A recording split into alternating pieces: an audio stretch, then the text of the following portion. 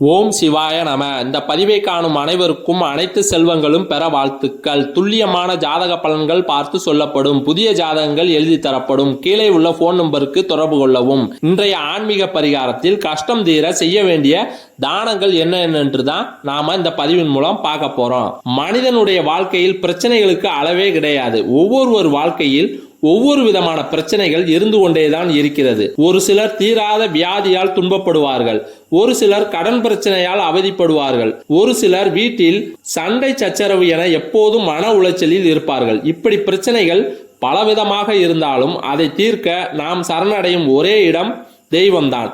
அப்படி வழிபடும் தெய்வத்திற்கு சில பொருட்களை நாம் தானமாக வாங்கி கொடுப்பதன் மூலம் நம்முடைய பிரச்சனைகள் நீங்கும் என்று சொல்லப்படுகிறது.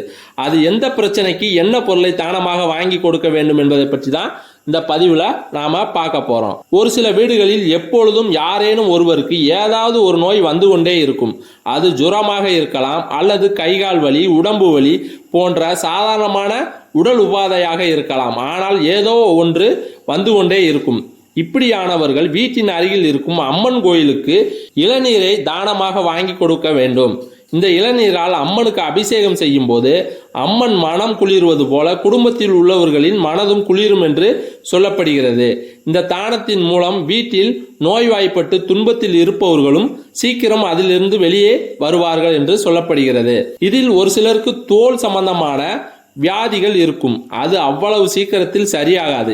எத்தனை மருந்து மாத்திரைகள் எடுத்தாலும் இது போன்ற நோய்கள் தொடர்ந்து கொண்டே இருக்கும். அப்படியானவர்கள் அம்மன் ஆலயத்தின் குளத்தில் உள்ள தண்ணீரில் வெல்லம், கல்லுப்பு இரண்டையும் கரைத்து விட வேண்டும். அடுத்த அனைவருக்கும் இருக்கும் மிகப்பெரிய பிரச்சனை இந்த பண பிரச்சனை நீங்கி வாழ்க்கையில் செல்வ வளம் பெருக வேண்டும், நாமும் நிம்மதியான முறையில் வாழ வேண்டும் என்று நினைப்பவர்கள் அம்மன் ஆலயத்திற்கு 1 கிலோ வெல்லத்தை தானமாக வாங்கி கொடுக்க வேண்டும்.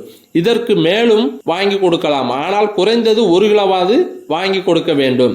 இந்த தானங்களை ஒரு வாரம் மட்டும் செய்துவிட்டு அப்படியே விட்டுவிடக்கூடாது. உங்களால் முடிந்த வரையில் இந்த தானங்களை தொடர்ந்து செய்து வரும்போது இந்த நோய்களின் தாக்கம் குறைந்து அதிலிருந்து வெளிவரும் நம்மால் முடியும்.